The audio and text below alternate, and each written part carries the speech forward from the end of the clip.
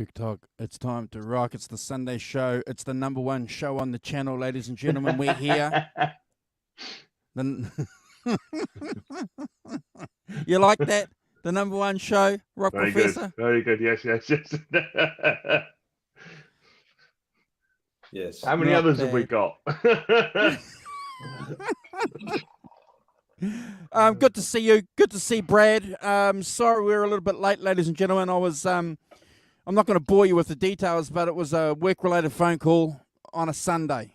Nothing worse, isn't it? Nothing worse than having a work-related phone call on a Sunday, Brad. You know, what do you do when you get those phone calls? I don't answer them.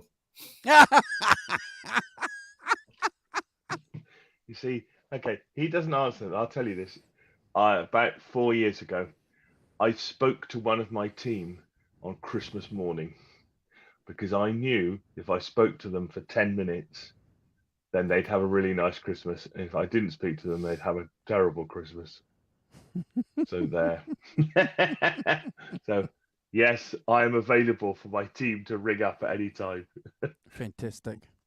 Well, you're always available to us too when we talk about things behind the scene, behind the channel, behind what's the production, isn't he, Brad? He's always there for us. Oh, yes. Bloody menace. Yes. He certainly is the man behind the scenes, the Rock Professor. Awesome. Some good news. I see, Brad, you've got some gigs lined up with your 80s Rewind band coming up. That looks interesting, bro. You want to tell us a little bit about that? Yeah, well, obviously we've had a bit of downtime, which always sucks because, as musos, we want to be out playing, and it's always good that little bit of extra money in the pocket as well. But got some gigs coming up, which is really good, some interstate and some country gigs and a couple of corporate gigs. So, yeah, it's looking good. Fantastic. Yeah, Keep us in the loop, obviously, and take some photos and some vids, and it's always a cool thing for us to present on the channel. People seem to be always interested in what you're doing with your band. So keep us in the loop, bro. Yeah, no, great. I'll appreciate that. I've got a couple of things coming up, and hopefully at the end of the year, some good things will sort of start to surface. But just got to get through a few speed humps like we have been for the last year or so. It's all good. That's all good. Yeah. And I just need to say happy birthday, Andrew, for yesterday. Yes. Happy birthday, boss. The boss man. And yes. I'm sure everyone in the chat's going to wish you a happy birthday too, Andrew. So did you get a nice present? No, nothing. Nothing at all. No, nothing. Because I just get whatever I want, when I want it. Oh. You didn't get a guitar or something? No. You've had that Martin for a while, have you? As a I got this Martin. I got it in December. That was my Christmas present. So I got her in December, and I have to tell you, one day we're going to do some acoustic stuff on this channel. One day we're going to do an acoustic album. We're going to talk about acoustic guitars. I know Brad loves playing the acoustic. He's got some stuff on his channel. We know the Rock Professor does. But let's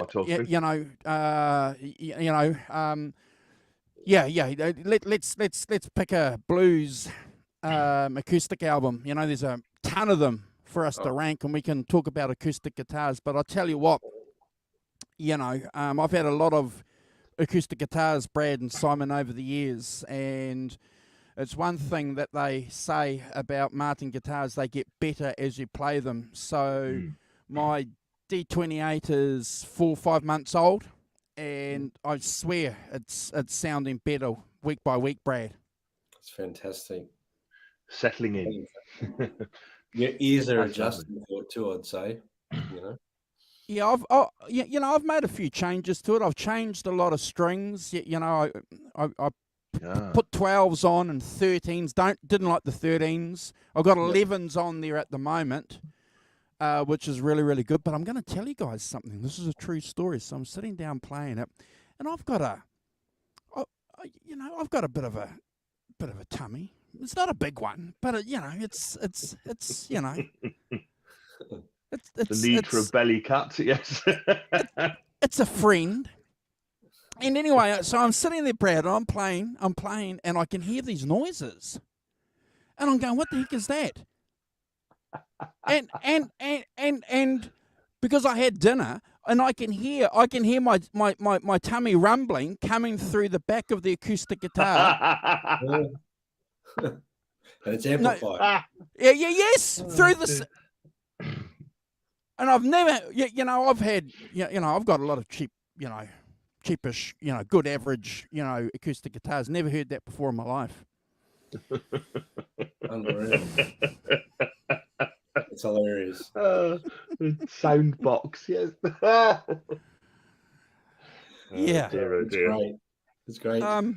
Marvelous. Yeah. So that's enough tummy talk, guys. Tim thinks it's hilarious, but it's a true story. Guys, we're not going to get personal here on the channel,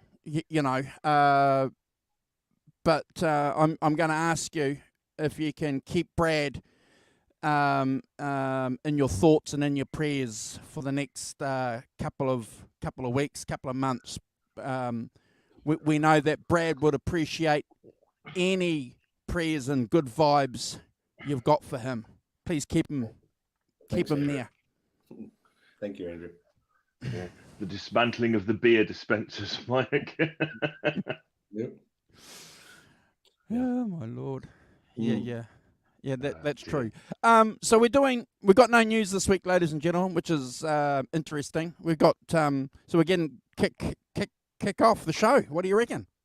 Yes. Let's do it. Look at that. Well, we'll kick off by saying hi to everyone in the chat. I think that's so we should say good morning to Derek Clapton. Good morning, Derek. Jazz Thunder 50. Jim. Morning, Jim. North of the border. Digital Guitars UK. Look, we've got all the UK boys are in today. Supporting me. Thanks so much. Ellen Toll, of course. Good morning, Ellen. Hope you're good. Gretch Zeppelin. Morning, Gretch. Fantastic to see you too. Tim Thomas.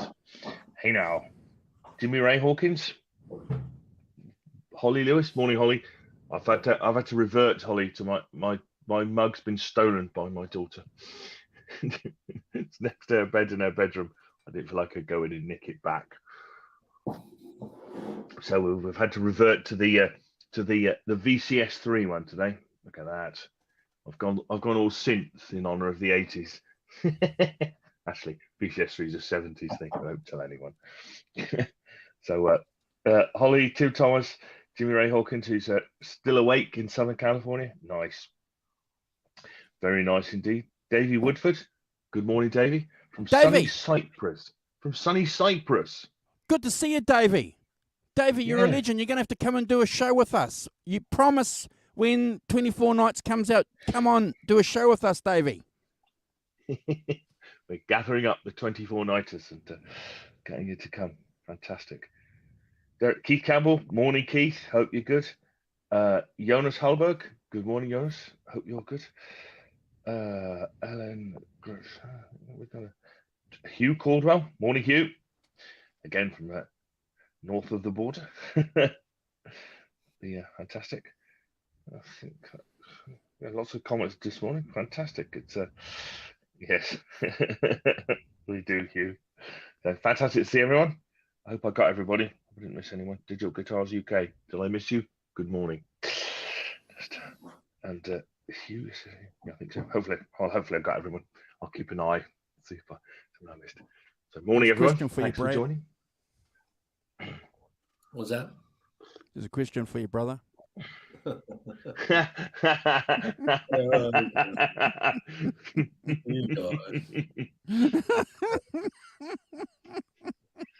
I'm not asking. I'm just just putting the comments up. Look, okay, I'm hitting the gym really hard at the moment, and we're in Australia here. We're approaching our winter. They call it like we're in August, our autumn at the moment. We're approaching winter, and They always say if you want a summer body, you've got to start working for it now. So I'm starting now. So come summer, I'll be ready for the photo shoot for the 2024 pinup calendar. Oh, oh, Whoa! good one. Good morning, Johnny Heartbreaker. Good to see you. Hope you're well, Johnny. I haven't seen you for a while. Thanks for joining. Awesome. Yeah. Thank you, guys. Really Thank cool. you for joining us. Please share our links on your social media if you can do that after the show or while you're watching. That helps a lot. Our channel link, and yeah, ask your friends to subscribe to us because that means a lot to us as well too. Shall we kick the show off, guys? I reckon we should. Okay, all right. So we've got to have a discussion here in the introduction on why we picked this album. And it's really important, I suppose, when you look at it in the context of what we're trying to do. Because Brad and Simon, I would never have picked this album. There's other Clapton albums I would have picked for us to do before this album. But that show that we did with Michael last week, there were a couple of points that we made in that show which pointed back to this album about how this album has a link to, obviously, Journeyman. If it's not just chronological, there's other things, and hopefully we can talk about that during this show. And obviously Journeyman, Simon going on to 24 Nights. And then obviously 24 Nights being released soon in the definitive version. So there's a bit of a connection there. And hopefully people will see what we're trying to do. Brad, does that make sense? 100%. 100%. Because, when we get, well, let's not spoil it too much, but like in the song rankings, we'll be talking about that exact point. I think I will be. There's a couple of things that I've noted that are leaning towards that Journeyman era and the 24 Nights. It's getting there. It's pushing. Yeah. 100%. And I think also too, Simon. What we have to kind of need to keep in context too is the fact that we've spoken, and I've thought about this a couple of times during the week, guys. We've done a lot of albums on this show, and we've spoken about a lot of albums that have been produced and recorded in the 80s, not necessarily being what we would call 80s albums. Like, for example, Brad, last week we did Jimmy Page's first album, and we said there were hints of that being an 80s album. Some elements on that, on those tracks, pointing to it being a little bit of an 80s album. But we wouldn't identify it, Simon, solely as an 80s piece of work. No, that's in true. my opinion, this is the first album we're doing from the 80s that you can say completely beyond any doubt is an 80s album. Yes. Yeah, absolutely. I actually thought that exact thought when I was listening to it. I was thinking to myself, what other albums have we done from not necessarily from it, but actually have that 80s kind of you're right. I couldn't think of any other ones, to be honest. Done a lot more with 70s tile standings than this. I think. Sorry, Brad. No, well, there's a definite. That's got that 80s overproduction synth pad sort of sound to this record, and it's a very different record for Eric. Very different record for Eric. Yeah, 100%. And again, like I was thinking, like we've done ZZ Top, and we've done a lot of albums, from the Guns N' Roses. Now, Guns N' Roses, Appetite for Destruction, you cannot say that is indicative of an 80s album, of an 80s. It's not. Sounds like a 70s Aerosmith or sort of in rock sort of thing, but a bit heavier. Yeah. Just for a bit of context, 86, which is when this came out, so we had Peter Gabriel's So released with Sledgehammer and that stuff on it, which Graceland, Paul Simon's Graceland, it's a fantastic record. the Smiths, The Queen is Dead. It's a bit of a UK slant, I feel. Metallica, Masters of Puppets. Madonna, True Blue, and Slippery When Wet. Bon Jovi. Yeah, well, that puts it in good context, so you can get an understanding why the album sounds like that, like it does. Yeah, absolutely. Yeah.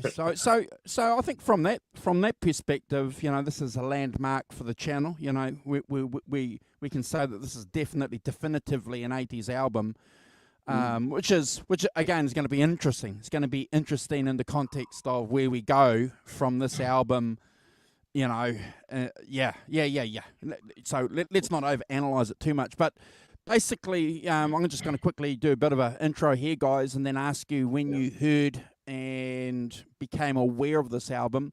August, up until this album was released, was, from what I understand from my research, Eric Clapton's most commercially successful album, which was really, really interesting from my point of view, because I didn't think that this would be a commercially successful album. So that kind of, being a Clapton nut, blew me away. I only realised this a couple of days ago.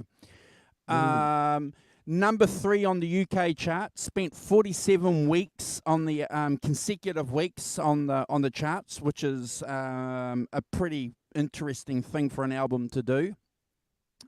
Originally it was titled One More Car, One More Rider, which Clapton has come out 20 years later, or 30 years later, Simon, with that live album that we're going to do one day, the DVD and the video, One More Car, One More Rider. He liked that title, so it was always in the back burner, Brad. Interesting. It was changed, from what I understand, at the last minute to August, because it was a celebration of Connor Clapton's birth the year before in August. I think I knew that, guys. I think I knew that at the time. But an interesting point I think that we need to be aware of. Again, in my research, recorded in LA. Key ingredient in this album, obviously Phil Collins, and we can talk about Phil, I suppose, when we go through the songs and we throw up some of the photos, because Phil Collins was the producer on the album before this, and Clapton, being a smart guy, realised that he needed to keep this guy for that commercial sound. Now, whether that's a good thing or a bad thing, we can talk about that, but that's the fact. Clapton kept him on board for this album. I think it's a smart move. Greg Fillinganes, they kept Greg, and also Nathan East were the key components from the previous projects, so they were around. And again, their contribution, Brad, we can't underestimate, especially Greg's contribution. In fact, he wrote one of the songs, didn't he? So, really, really important contribution. That's it. I've got one quote I want to share with you guys, if that's okay. I'm going to pinch what Brad does. Brad likes to throw in a couple of quotes when he does his intro. So I'm going to pinch a bit of Brad's thunder and quote. Here's an interesting quote here. People say that Behind the Sun in August are Phil Collins records. Fine, if that's all they can hear.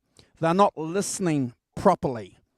I like that point, guys. They're not listening properly, because that's a thing that we like to talk about here on this channel, don't we? You've got to listen properly. It's something that you have to be trained and aware of, I think. And I'm certainly doing that too, myself individually. I'm in there, this is Clapton saying, I'm in there as much as I've got, but not in a competitive way. If I did, it would be a mess. It works pretty good for me to allow people to be themselves rather than try to lay the law down. So, Simon, we're getting a mature Clapton here. It's the beginning of that Clapton band master mentality, Brad, where he's starting to realise that, for him to be successful, he's got to listen to the people around him. You guys got some thoughts on that? Simon, first. I think that's entirely in keeping with his post Derek and the Dominoes view of being in a band, being part of a band. that when he starts off, but when he goes off with Delaney and Bonnie and things, I think that's entirely consistent with that view of being in not just being Mr. Virtuoso, but being in a band and being part of a band, and letting the whole band do something together. So I don't think that's necessarily inconsistent with with I noticed Jim, just under 50, he put an interesting one bit of context. I believe Clapton was concerned Warner Brothers might drop him from the label as they've dropped Van Morrison. So there might have been a bit of commercial pressure applied by Warner Brothers.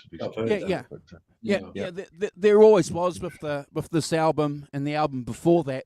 But I think the point that Clapton was trying to make with that quote is in the 80s on Money and Cigarettes and the album before this, Clapton was a bit bossy. He was a little bit bossy, and so yes, we knew that he was the band leader, Brad, but he was big, and he realised actually probably this isn't a good thing. Let's stand back and see. So the fact that he acknowledges that, again, it's a great thing. I like that. Mm-hmm. Yeah, you move and change, don't you? I think it was a conscious effort to be more commercially viable. And I did hear that he was worried the label was going to drop him at some point because he wasn't relevant. And I think, at the time, Phil Collins was, I haven't done the research, but I think he was at the height of his success at this 100%. So why wouldn't you lean on that? Having Phil Collins a big part of this record, the producer, the drummer, probably Clapton needed someone like Phil Collins right now in this particular point in his career to make him, I guess, relevant again.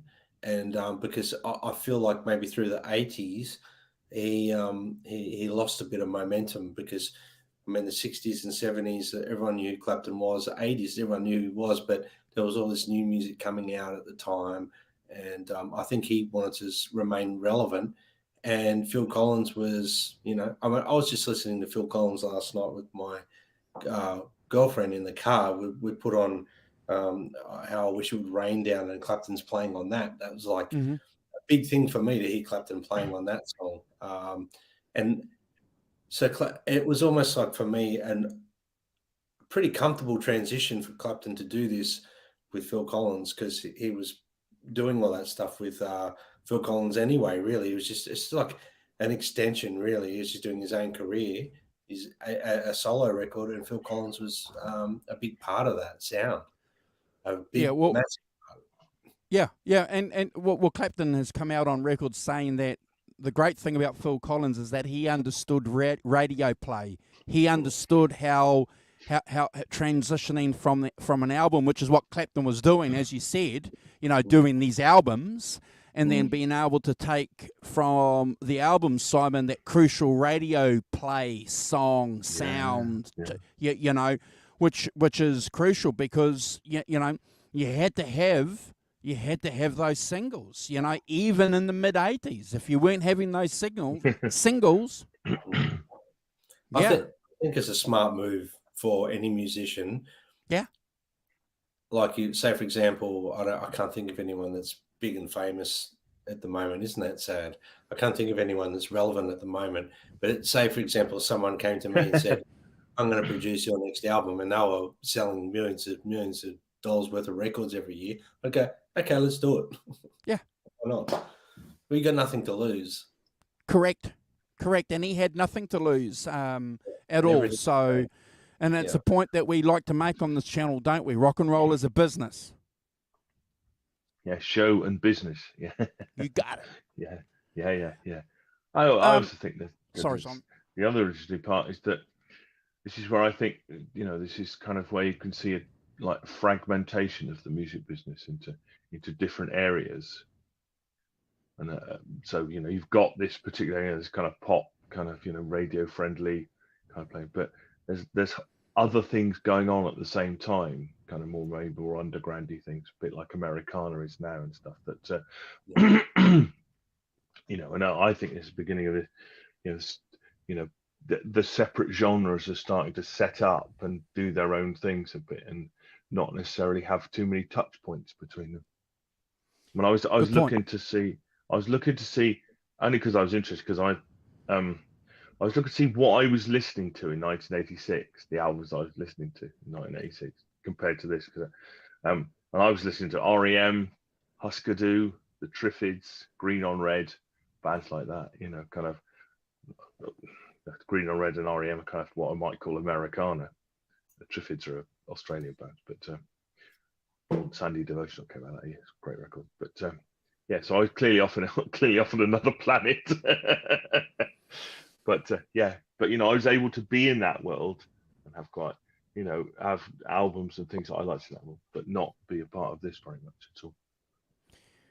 Yeah, I bought this album when it came out, mainly because of the first track, and we'll obviously talk about the first track when we come to the first track. That had a huge influence, the video especially, and the associated film. So, and being Brad a Clapton nut to a degree up until then, it was just, okay, just went out and got this new Clapton, it would have been a cassette, and listening to it and going, oh yeah, this is cool. It was always there. I'll be honest with you, it was never an album that was like, oh gosh, we got to stop what we're doing, got to stop drinking beer and listen to this album. You know what I mean? It was certainly an album that was playing. So that was my first exposure to the album. Brad and Simon, if you guys want to talk about how you first heard or got in touch with this album. Brad. Yeah, look, I went backwards to this record. I didn't get it when it came out. I remember the first track coming out, obviously because of the movie The Color of Money. But I knew the song. I knew that some of the songs off the album, but I never really gravitated to the album very much. It wasn't until early 90s, probably just before, I was thinking about this last night, just before 24 Nights started to come out and circulate on MTV. Were very big on promoting live things at the time in the early 90s, rock bands, and they promoted that big Nebworth concert that was on at Nebworth House in England. I think it was around, I've got the date here, June 30, 1990. So they were showing a lot of stuff off that, and one of them was the song Tearing Us Apart. And, Clapton's playing in this wonderful pink suit. He's got a pewter grey strap. He's got his hair blowing back in the breeze like like an 80s film clip. And the wind's blowing and the band sounds great. And they're playing Tearing Us Apart. And I didn't have that on any CD at the time because it wasn't on anything else. So I thought, I need a copy of that because I love that song. So I went and got August for that reason, because of Tearing Us Apart. And obviously I put the album on, and it took a while for me to grow on it, and we'll talk about the tracks as we go.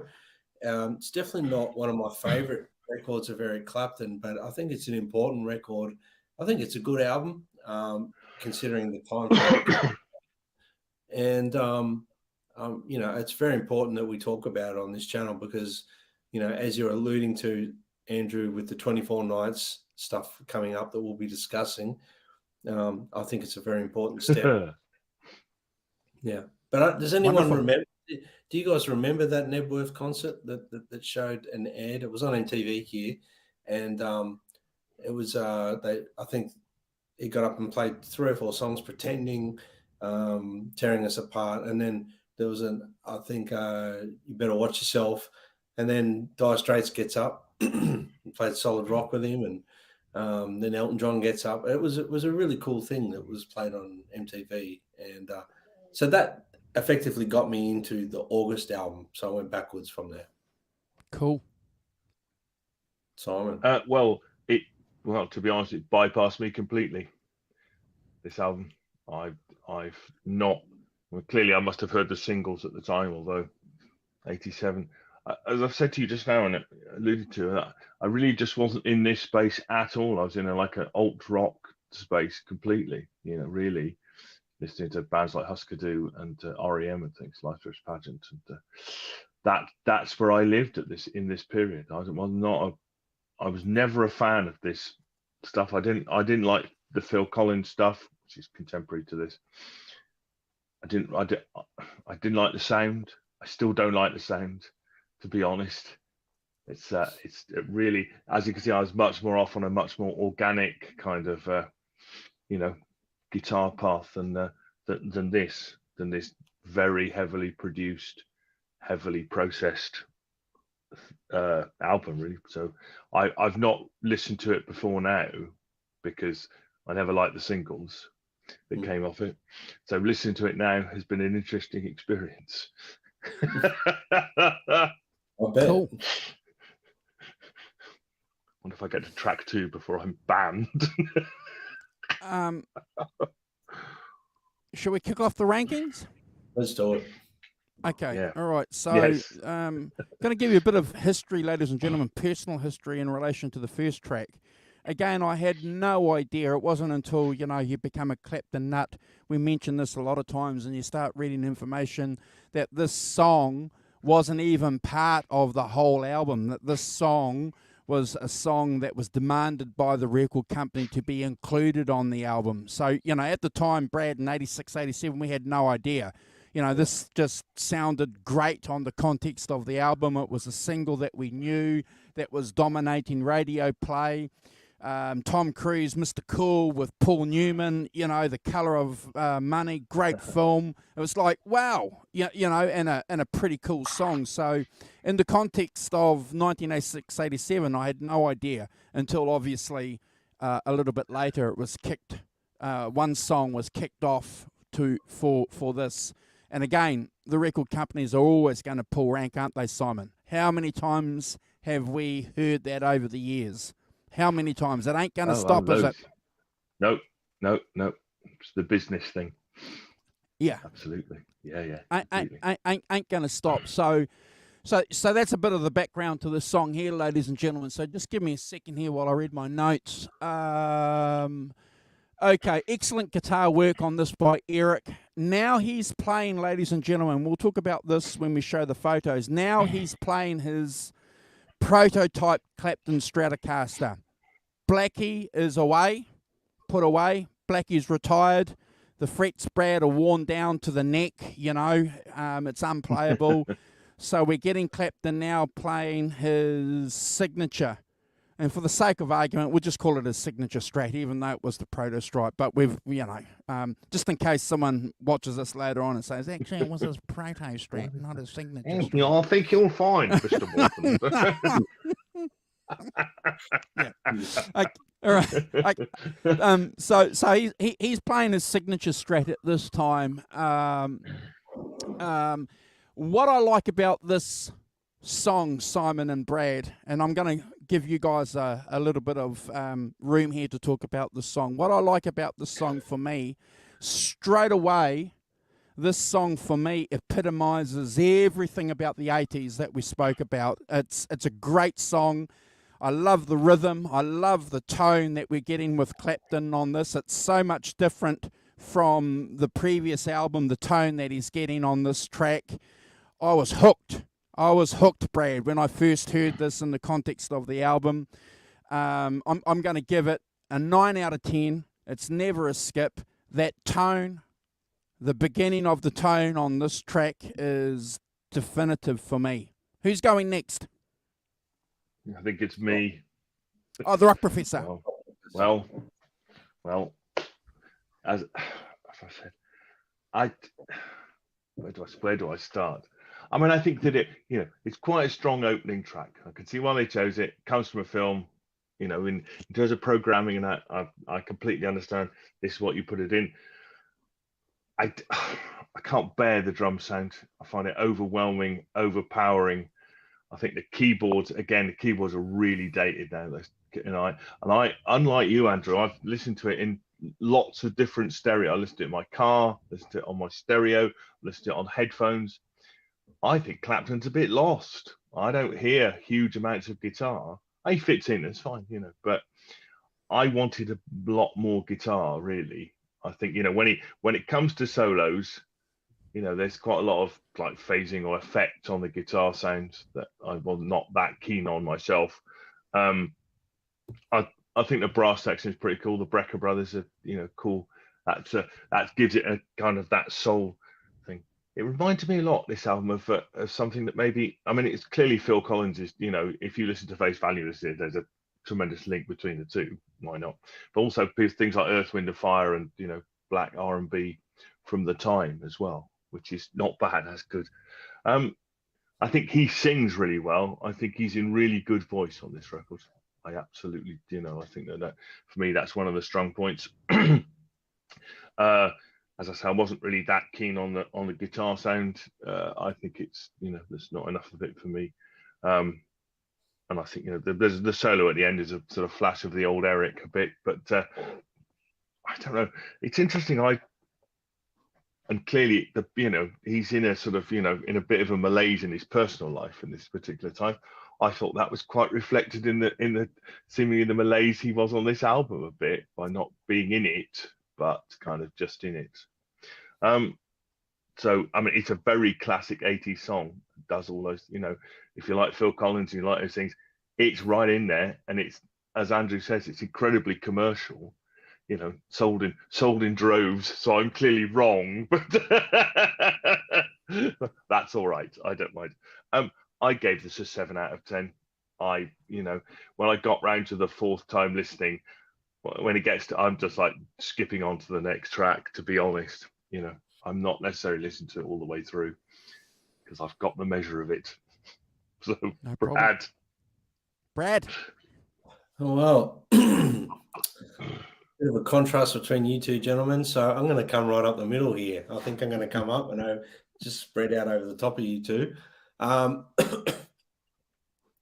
This track wasn't, like you said, Andrew, wasn't necessarily written or meant to be on the album. I know that was enforced by the record company. So this is the only song on the album that doesn't have Phil Collins on drums or Nathan East on bass. I think this track in particular was recorded with Tom Dowd. Am I correct there, Andrew? Yep, and right, Tom yeah. Dowd was the producer. So it was a song, I mean, for me, in the way that you use it, it's got that very late 80s sound, definitely.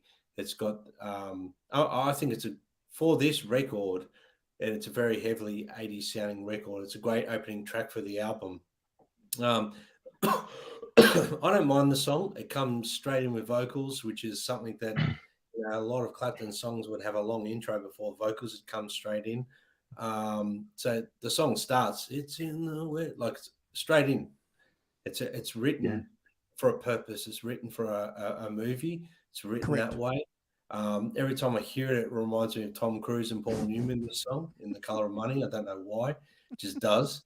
Very snappy drumming, bass playing, moves around, very colorful. There's some very like soft-driven sort of rhythms, tones there, and a lot of synth sound going on as well. The guitar solo from Eric is fantastic. I think a very much clear indication of where Eric was heading towards in his Journeyman record. I think that this particular song, I can hear his playing and his tone comes through a little bit more in Journeyman, and I think it's one of the examples how we're saying this is like the next step is Journeyman. He was sort of heading in that direction. You know, I love how Clapton uses that. I know you didn't like it, Simon, but the Leslie speaker. I think it sounds. I've loved how Clapton's done that in the past. Is that a Leslie speaker? Is it, Brad? It's not. It's not some kind of. I thought it was a pedal, kind of digital phasing or something. Or something. No, I think it's a Leslie. Okay, cool. I think it's a Leslie speaker. I could be wrong, Simon, but I think it's a Leslie speaker. I'm sure you're right. I think I mean, I've always loved how he incorporates that in his playing. Eric's. I love how he uses a Leslie speaker in there. We have to acknowledge Eric's vocals here. Very powerful, and he's got a lot of timbre in his voice. I think he's singing better here than previous records, like through the 80s. And I think this was the album that made him become a better singer for Journeyman, because I think on Journeyman his voice is amazing. Like it's really developed. Perfect. He's really so. This another reason Yeah. why I think this sort of levitates him to Journeyman. Other than that, I think there's there's that key change in the song. We've got that outro guitar solo, which is fantastic. I know I've spoken a lot about it already. I think it's a great opening track for the album, and I'm going to give it a 10 out of 10. Fantastic. And I just want to back up what Brad said there, ladies and gentlemen. It's a different band on this track. So and we'll talk about that a little bit when we show the photos. But for the sake of the record, we've got Richard Crottle is playing synthesizer on this track, Gary Brooker playing keyboards and backing vocals, Lawrence Cottle on bass, and Harry Spinetti on drums. Henry Spinetti. Henry Spinetti on drums. So a completely different band from the rest of the album. So I'm glad that Brad made that point for us to talk about that. So, but the guitar, if there's one ingredient, one element that I want to back up, and I'm not going to do any, conclusions. But I'm going to, if there is one thing, and I noticed that Hughes made reference to it, and Johnny Ray, and also Derek, the Soldano sound, so that's just the one element that's giving this a 9 out of 10 for me, guys. Thank you, Brad, for the 10. Thank you for bringing a bit of credibility, because we might need that 10, bro. We might need that 10, okay? Yes. I know. Yeah. Good man. Interestingly, I think Henry Spinetti, Gary Brooker, they were part of his touring band, weren't they, in the early 80s? Henry Spinetti. Yeah. Spinetti's played with Clapton on and off for a long for a time. while.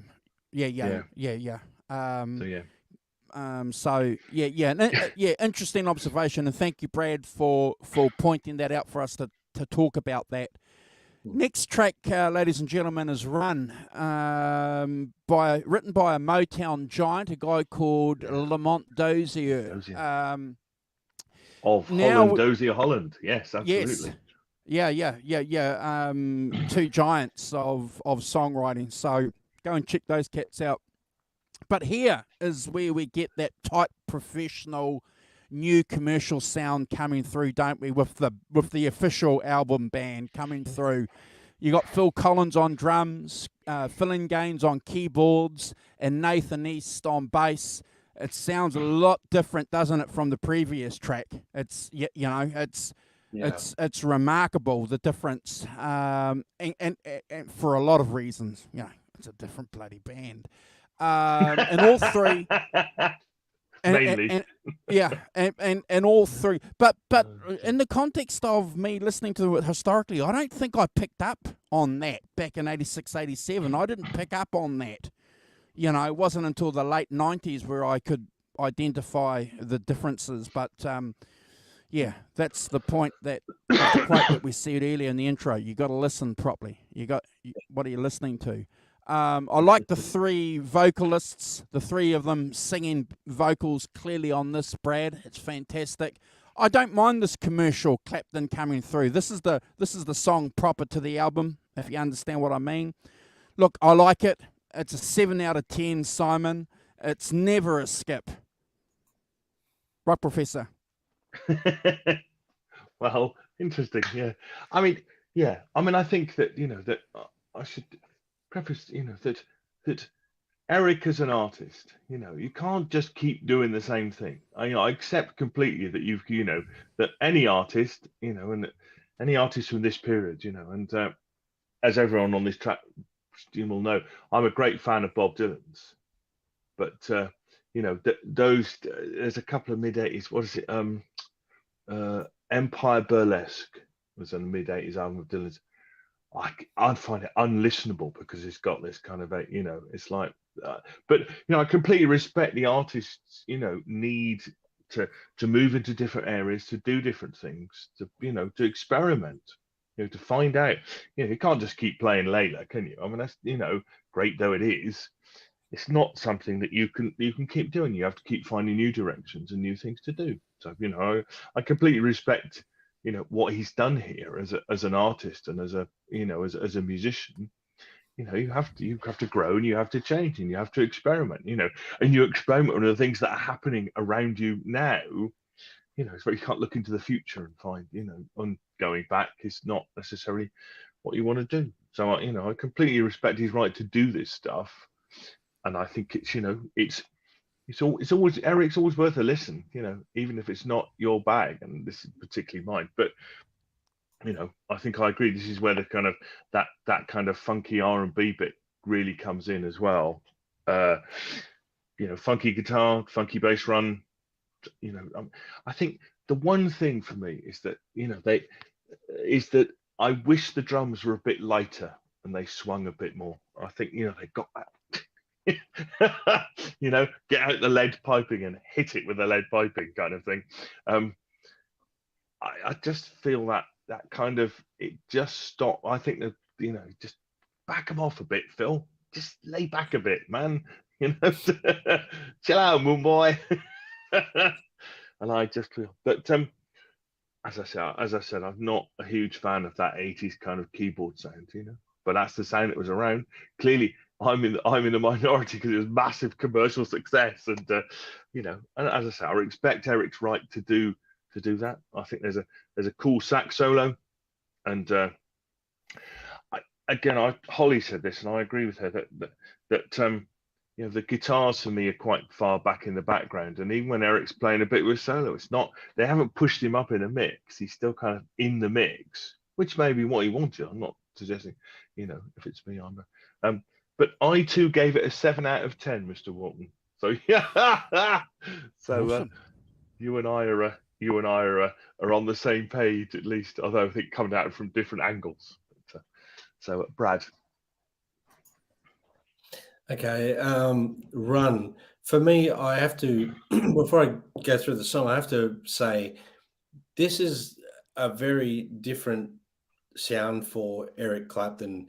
I mean, majority of his records before this album, they weren't quite so heavily synth based. So it's not a classic sort of Eric Clapton record. If you put that thought pattern on ice for that moment and just listen to it, it sounds like it could be relevant to any 80s band, which I think is the whole point of bringing in Phil Collins to co-produce. And so what I want to say is Phil Collins came in with Eric. This is really where the album starts, really. The 80s sound is here. It's here to stay, Simon. I'm sorry. It's for this record. No, that's fine. Yeah. So, we've got the introduction of Nathan East on bass, Phil Gaines on synth and keyboards, who's predominantly a very heavy songwriter as well, and and a massive part of the sound of this record. And obviously we've got Phil Collins on drums, and so there's this song in particular. I mean, Clapton had some really colourful little licks over the top. 20 seconds. The drumming comes in, and it's Phil Collins playing drums. You just know it. You can hear it. It's got that. I know what you said, Simon, but it's definitely got that. Phil Collins. It's right. You're right. You're absolutely right. It's nobody else. And if you put this album on with, I've forgotten the one that came out at the same time by Phil Collins. Face value. It'll come to me in a minute. No Maybe someone in the chat can remind me. But they got that sound. They're very similar. And again, there's some very heavy synth pads coming through on the keyboards. In under a minute, we've got the chorus line, which has got some wonderful backing vocals throughout. We hear some classic Eric sort of guitar playing throughout the vocal lines. He's accompanying with the guitar. It's almost like a call and response, I guess, what he's doing on guitar. There's no real guitar jacket required, Brad. Yeah. No jacket required. No jacket required. Oh, yeah, okay, yeah. No, So that's they've got very similar sort of sound, but there's no real guitar solo in this song. There's a saxophone and guitar sort of accompaniment. They're sort of playing together. The song is very heavily written as a commercially viable piece. And I kept that in mind with the whole record, that they were trying to, keep Eric Clapton relevant through that late 80s period. Has a great melody, it's very catchy. It's a great second song. I gave it an 8 out of 10 and never a skip. Brilliant. Thank you, everybody, in the chat for your conversations and comments too. The Rock Professors and Brad's comments are amazing, fantastic. Now we're getting into a bit of rock and roll with Tearing Us Apart, and Hugh made a great little comment there, something about someone's tearing him apart. It's probably the Rock Professor, ain't me.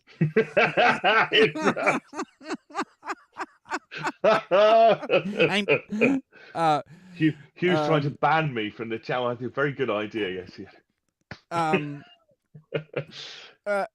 Interesting song. I've always loved the song when it first came out. It was a minor hit here in New Zealand. Tina Turner shares the vocals on this track, guys. As you guys already know, she's developing her own career. She's a giant in popular music in '86 with Private Dancer and a couple of other songs, and she'd done the soundtrack to the Mel Gibson movie, Mad Max 3, and acted in it. So certainly a media star, musician, actor, actress, doing really, really well, teaming up with Clapton, a guitar legend, and they do a bloody good song. Clapton wrote the song. Interesting genesis to the song. It was about the committee of Paddy Boyd's friends that were getting in the way of their relationship, according to Eric Clapton. So hence the title, Tearing Us Apart. Mm-hmm. Look, Brad, I love the song. I love the energy that the song has. Again, it's one of those things that we saw a lot of in the 80s. You had George Michael teaming up with, Aretha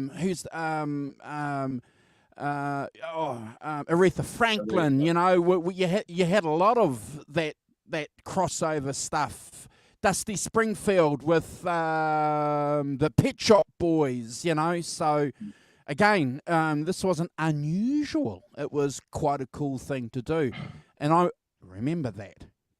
Brad, I'm giving this, as much as I love the song, I'm giving it an 8 out of 10 because I'm gonna be determined and onto it with my rankings, Rock Professor. Love the song. It's never a skip. But again, a great testimony of a 80s duo between two giants. Rock Professor. Yeah. Interestingly, I was just having a look. Of course, coming out of this, Eric gets Greg Fillinganes and he gets Nathan East, two stalwarts of his band going into the 90s, 24 Nights and all that stuff. He's all, he's a hell of a lot about Fillinganes and about Nathan East, So I think, there's always pluses, isn't there? And him getting them, starting to work with them, taking that forward into that was clearly a great idea, really. And they clearly got on, and do that stuff. So I think that's a distinct, as we said, it's a duet with Tina Turner. Do we need to say much more? It's it's got kind of the sort of two keyboards playing over sort of funky 2-chord kind of riff, that vamping, and Eric does some decent solos. Again, those huge drums.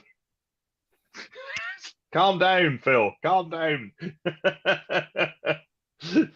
just as you've got ability to make a huge drum sound doesn't mean you should. But it's funny, isn't it? When I listen to this, I sort of got this thing about that their voices weren't that compatible.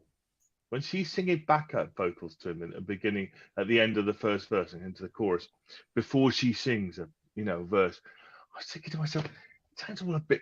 I don't know what it was about it that made me think it was a bit off kilter. Thank you, Jim. You're very kind. But I can only say it as I see it. It would be unfair to do otherwise. But yeah, which is weird. I don't really understand why I didn't. Oh, I felt like that when I was listening to it. I just slightly felt that when she's singing on her own, it's great. She's a great singer, and classic. That 60s stuff with Ike Turner, and her big comeback in the 80s, having she was massive. It's massive for its success here. So clearly, from a commercial perspective, it's a brilliant thing to do. As Andrew said, two giants of the music industry from the '60s, duetting together is bound to be a great thing. I didn't think it was that. Again, Eric solo. Hugh, perhaps you get a different view of this in the chat, but I find that kind of quite processed down, kind of stilted the emotion of his playing. I kind of feel there's a technology thing in the way of him coming through a bit on this. But yes, drum machine claps. Yes, absolutely. I gave this a 6 out of 10. It's not one of my favorite things. I know.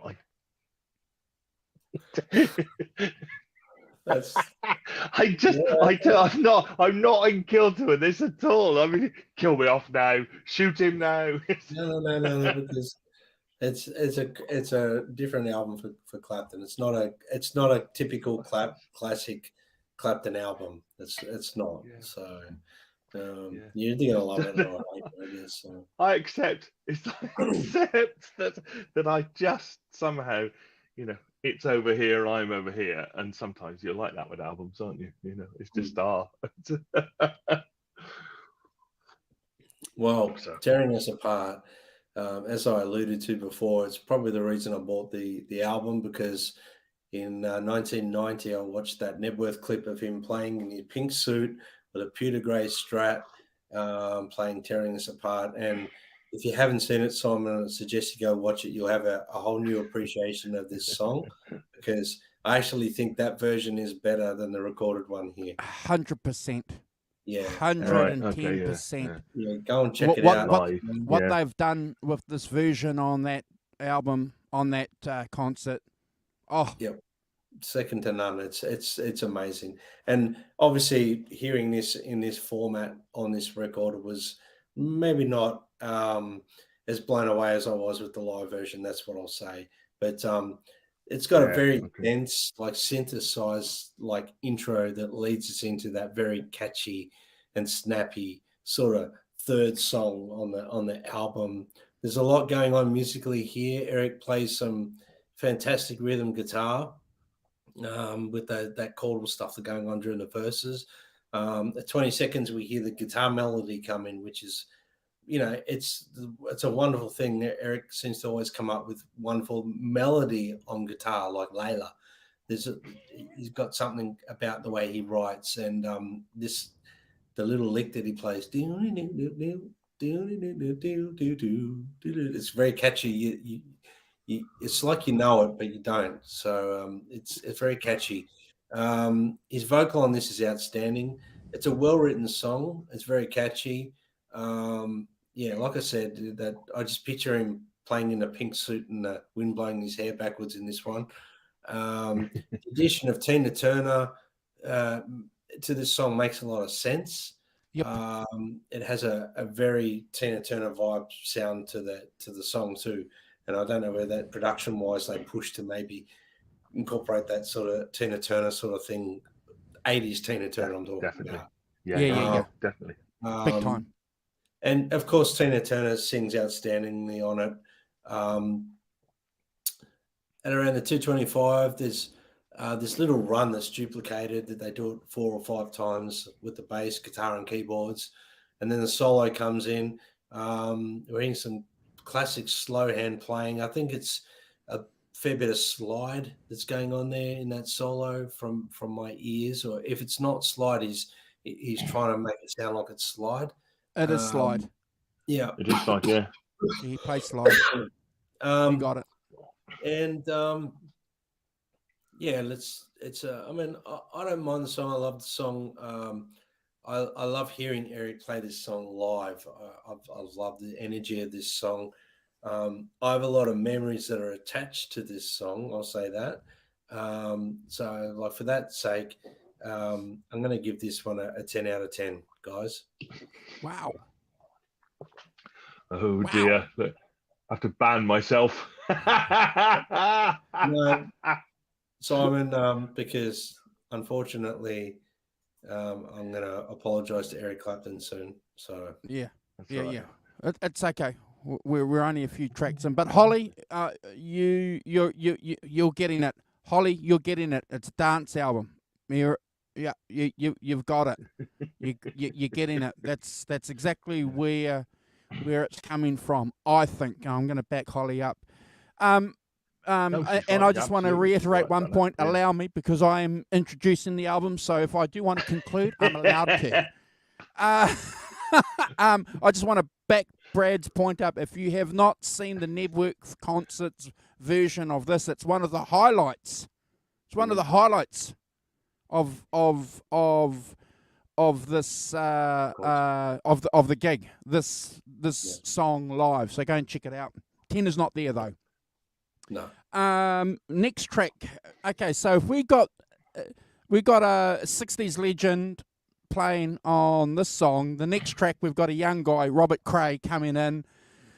Second or third album he's released, and he's writing and contributing a song, Brad and Simon, to Eric Clapton's one of Eric Clapton's albums. Has to be an honour for the guy, doesn't he?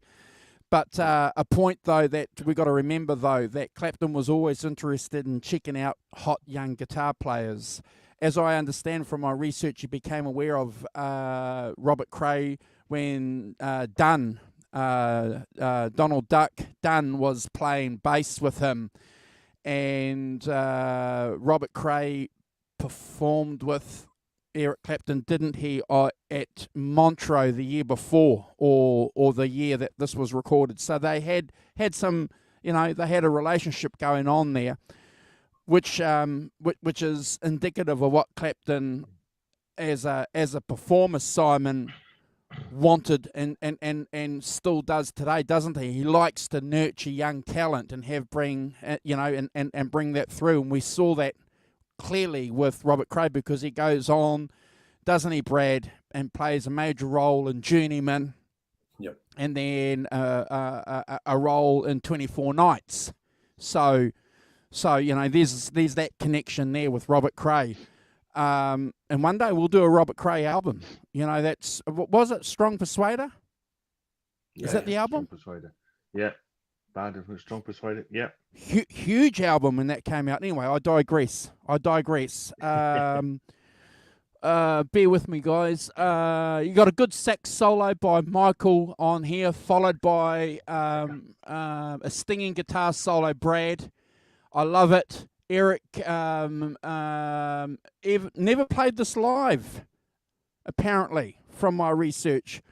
But look, I like the fact that the horns are playing a significant role on this album, Simon. And I don't know if that, I don't know if that was an 80s thing. I don't know. I can't remember if it was a significant thing. Probably it was. I don't know. But Brad, Simon, I've given this 8 out of 10. It's never a skip. Well, yes, this is kind of going. Yes, this is a bit more of his roots, really, isn't it? As a thing, I think. One thing, I listened to the original, and there's quite a contrast between the two as a set of things. But it starts off with that kind of that Stevie Wonder chromatic harmonica thing, doesn't it? That's quite unusual. That reminded me of that little Stevie Wonder, playing as a chromatic harmonica, which plays the melody with the bass and drums. I think it's got a bit more of a swinging rhythm to this that I thought was pretty cool. I agree with you. The sax solo is great, isn't it? Michael Brecker's the sax solo. The Brecker brothers, famous, brass team of brothers, and the harmonica and the keyboard do the call and response with the voice as they get into it, and a good guitar solo at the end. I think it's I gave this a 7.5 out of 10, and never a skip. I thought this was a good version of this. Can I just correct a stupid statement that I made? A comment that I made? Yes. There are. I don't know why I said it. There's a lot of horns in the 80s. I don't know why I said. I'm just remembering. Brad, all these bands flooding, Spandau Ballet. There's a lot of horns. So that was. Forgive me. Oh, that's right. And also, of course, the 80s is, the era of the synth and stuff, and then you could do brass synth. You had samples in your Yeah, synthesizers of brass, so bands could have it quite easily yeah, Yep. rather than have people doing it on stage. It's a yeah. And Derek agrees with us too. Does Brad? Brad, you're up, brother. Well, for me, Bad Influence. Very much has that 80s sound. This song that's really coming through. I'll put here where, without sort of doubling up too much on what you guys have already said, some great trumpet and accompaniment from brass instruments. Some great bass playing, very upbeat. Look, there's simple stuff going on in this song, but it's very clever what's going on musically. There's definitely more saxophone in this song than some of the other ones. I'll put that here. The keyboard synths are very full on in this song. Eric's vocal in this song sounds very distant in comparison to previous songs, and I think that's more of a mixing. And I was trying to determine whether it was an effect they put on, like a delay or a reverb or something on his voice that gave it more distant sort of. It's in the mix there, you can hear it, but it sounds a bit distant to me.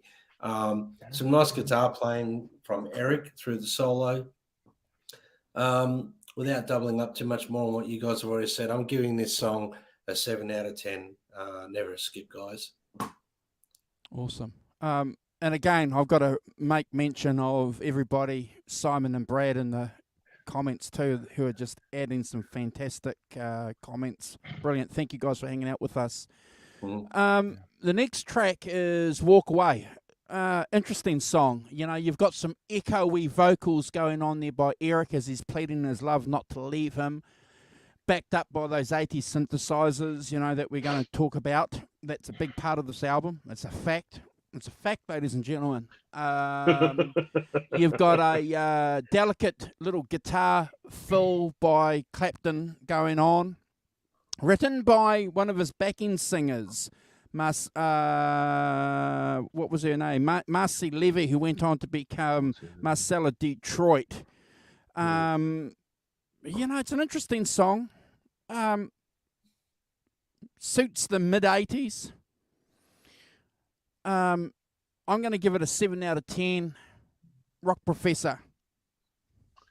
Yeah, it's the first kind of ballad on the album, isn't it? It's a much slower song.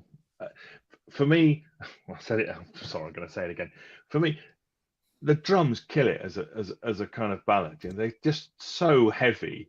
It's like, Phil, back a bit, man. Less is more. So I think that. I find that really difficult, as I say, that the drums I found really difficult. This is one of the tracks I think they kind of kill it off in a way and stop it. I think it's as you say, lots of keys, and I'll go back to one of my original points, which is I think Clapton's singing really well on this record. I think he's there's emotion, there's passion in the voice, and he's really clearly got his singing voice together. If nothing else, and I thought what I wrote was that it was rather anonymous and didn't really feel like Eric very much. Didn't really stamp his authority on it as I didn't feel there was a real Eric character in this. Really, I thought it was a fairly anonymous song, and I didn't think that the guitar solo is kind of a little guitar solo. It doesn't really do very much. Didn't seem to be great passionate thing. I sort of was a bit sort of indifferent to it, really. So I only gave it 6 out of 10, and I think I probably would I think I might skip it sometimes, to be honest. So sorry guys. Brad, quick, get me out of this. No, could be not far behind you, actually. This is one I think maybe, sorry, Eric, I think you should have walked away from, maybe. I'm not sure. It's heavily produced and keyboard dominant song. To me, the drums, they sound very drum machine-ish on this song. I know the era. I get it. It is what it is. Interesting vocal from Eric. I found it, I had to actually really listen a few times to determine whether it was actually Eric singing or not. Because I thought maybe it's a duet or something with another. And I had to really focus on that. But it is Eric, and it's like I said, it's a very keyboard dominant song. Actually, sounds, you know, I don't know. I can't put my finger on the sound of the song. It doesn't sound like a Phil Collins song to me at all. But there's something that's not. I have to agree with Simon in the sense where Eric didn't really stamp his authority on this one as Eric Clapton. In saying that, we understand that he was trying to allow Phil Collins, or the producer, to have reign on this one. So maybe Eric should have put his foot down a little bit more, or walked away from this one. So for me, I'm going to give it, I'm sorry, Eric, a 5 out of 10. And most of the time, I have to say this is a skip for me. Yep. Oh, right. So I get it. I'm not as way off as I thought I might be. I was dreading this, going, oh, dear, they're going to kill me off, these guys. No, Still a few more songs to go, Rock Professor. Yeah, Still well, a few more to go. Yeah, nice to see a lot of people are making some cool comments about Strong Persuader too. It's a great album.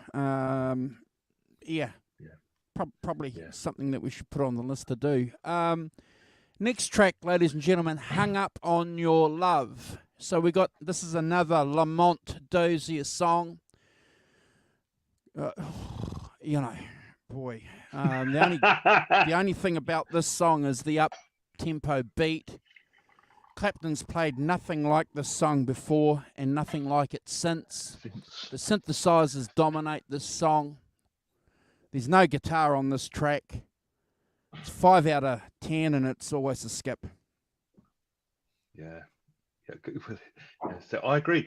It's even got a sequencer, hasn't it? It's got a sequencer bit that runs. You think, I thought it sounded like Depeche Mode. I was thinking, blimey, drifted a long way from Sunshine of Your Love here. As you say, I wrote that down. Was there any guitar in this at all? I couldn't detect any at all. I'm glad nobody. It was on my cloth ears. I couldn't do it. But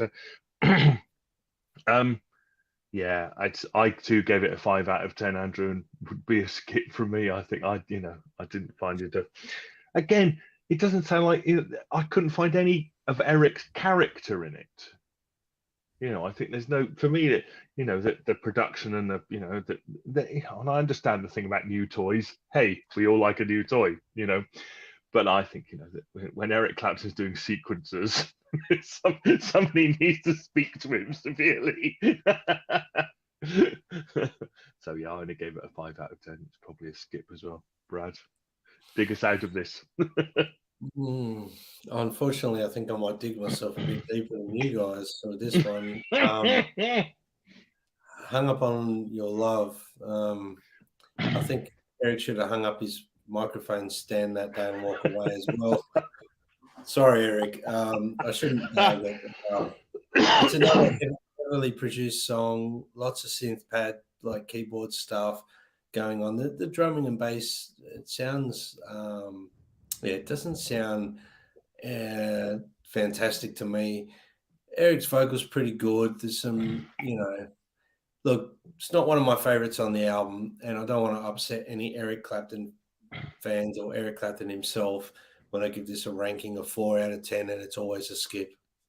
Yep, it's always a skip for me. Gotta agree. Derek makes a good point about a tense number. More emotional turmoil, mate. So clearly, Derek, you get more out of it than we do, I'm afraid. But yeah. And Jim offers another good comment here too. Poor offering. Lamont Dozier's best days are behind him. Gotta agree with you. I think. Look, without wrapping up or anything, I just think we do rank this stuff. Sometimes we're a little bit biased because it's our favorite artists or whatever. But we try to stick to a ranking system that, you know, is relevant to the album, not against the artist. It's just let's just make that clear before we go too much further. Cool. Yeah. Next track, ladies and gentlemen, is called Take a Chance. Got some funk going on here, Rock Professor. Co-written by Eric and Greg. Fabulous horn section going on here as well. Love that. Again, you know, it's a big part of this album, Brad. We've mentioned that. Good vocals by Eric. And I love the solo as well. Guys, I've given this an 8 out of 10. Rock Professor. I've done a joke here. I thought, sorry, apologies for this. I thought it was quite a lot like Earth, Wind and Fire without the earth, the wind, or the fire.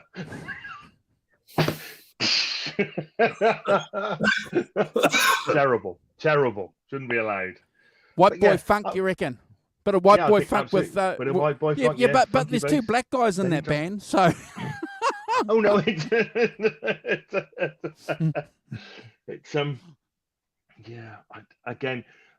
it's I think if you put some of these songs in a different context and did them differently, I might like it a lot better. I think that I agree with you about the brass. I think the brass is one of the highlights of this record. Eric singing is definitely one of the highlights of this record for sure. You know, he's they were definitely friends, Holly. Yeah, absolutely. Phil and Eric. Yeah, definitely. We've got some photos to show. We should show them. How many tracks are we in? I can't remember. We're about halfway through. Up to this song. Well, after the song. Haven't got many. This song sounds good. Yeah. So, you know, I think you're absolutely right. It's got definitely that funky feel. It's like Earth, Wind and Fire.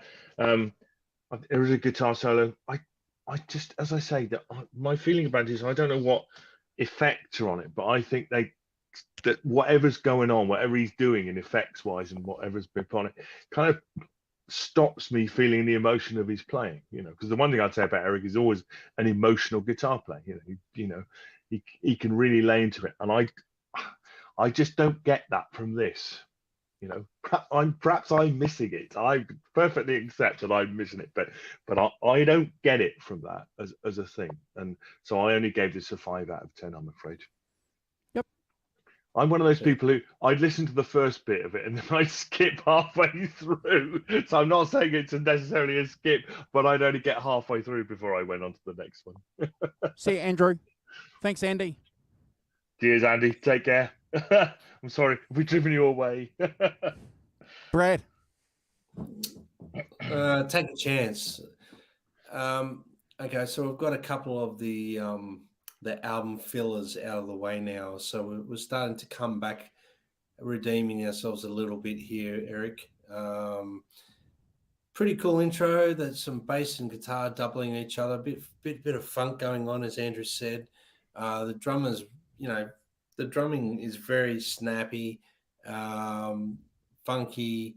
The rhythm guitar playing is funky. Eric's vocals strong. Solo is very interesting. Got lots of backing vocals going on, which is a big 80s thing, having massive BVs and vocal things happening. Some nice outro guitar playing as well. It's a catchy up-tempo song. It sits well in this position on the album as well, and I gave it a 7 out of 10. Yeah, okay, that's fantastic.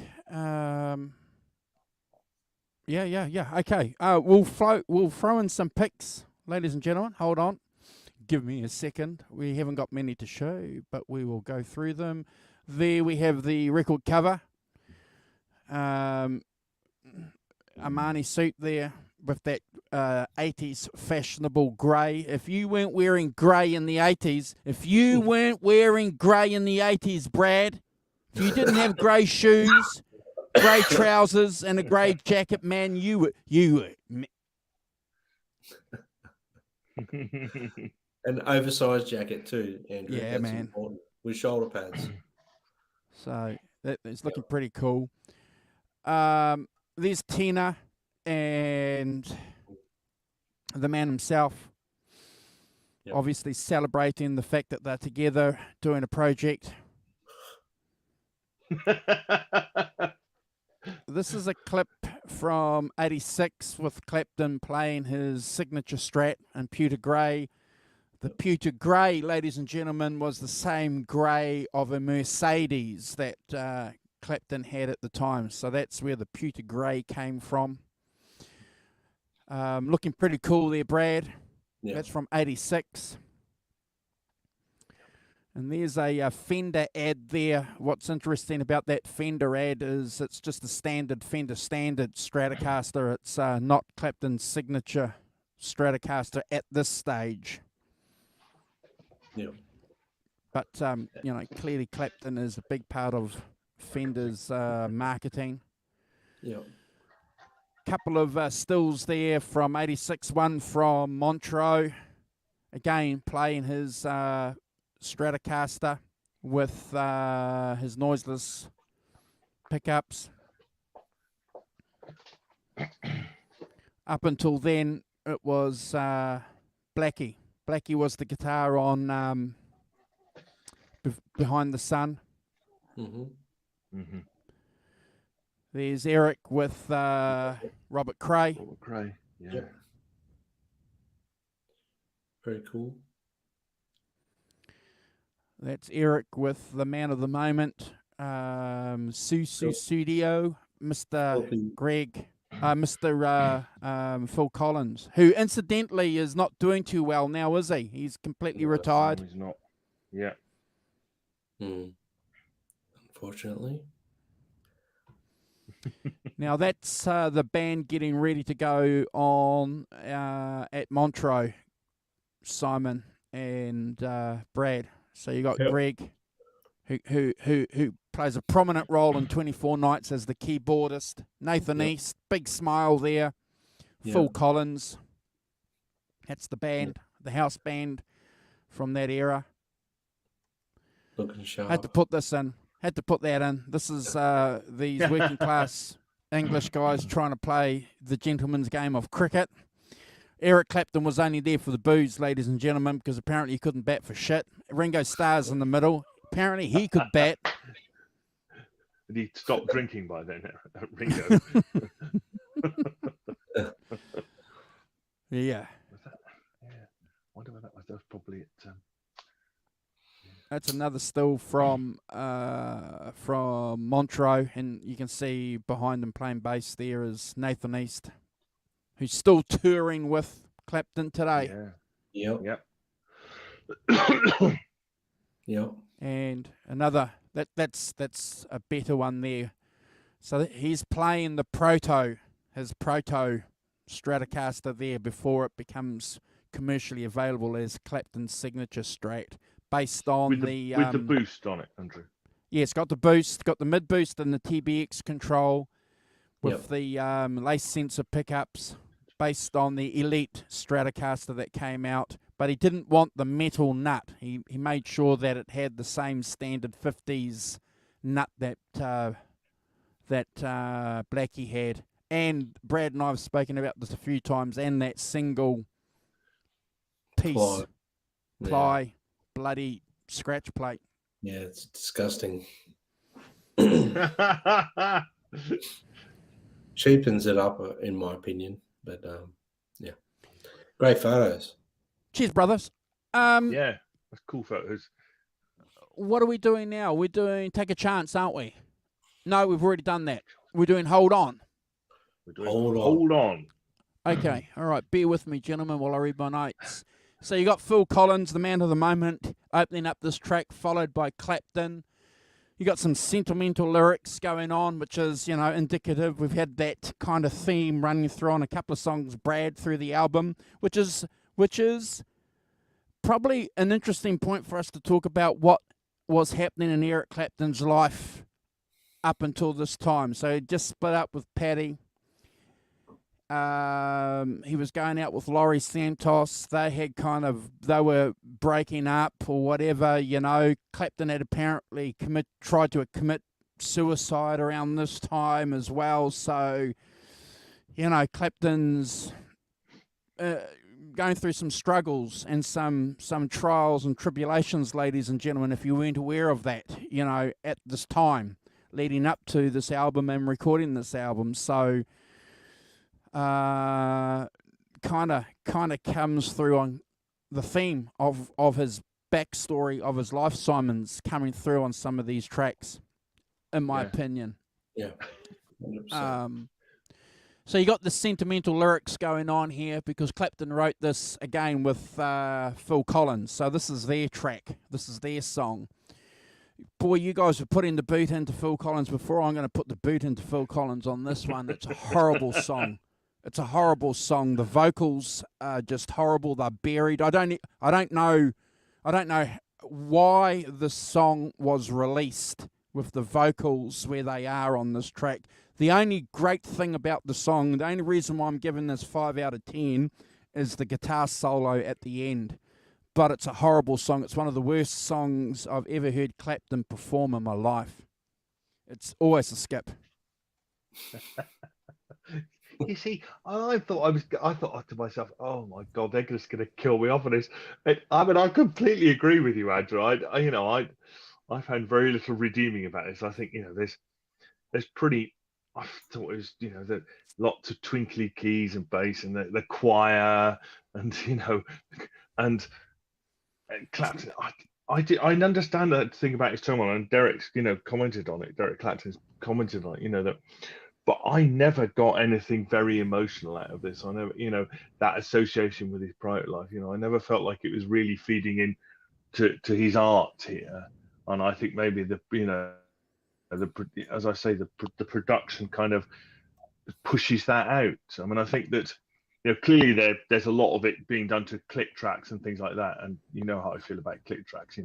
I think that in the early days, when you've had Lynn drums and producers thought, great, I can get control of these wavered bloody drummers speeding up and slowing down and doing stuff. That I think that takes away the emotion of a song, because I think that speeding up and slowing down is really important in conveying the emotion. I agree with you. I don't think it has much in the way of dynamics. I don't think it has no swing to it.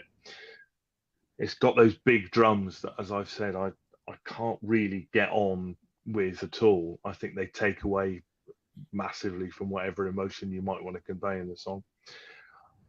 I think it's too long, I would say.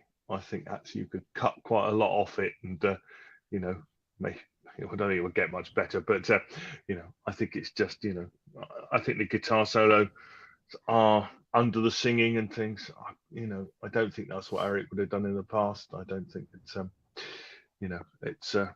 I gave this a 4 out of 10, I'm afraid.